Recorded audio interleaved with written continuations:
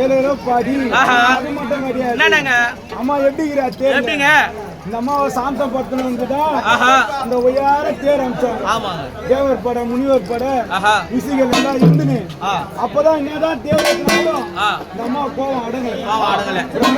பிரம்மர் தான் தேர் ஓட்டினா அந்த ஏழு வரவுல வேலையில அம்மா என்ன பண்றாங்க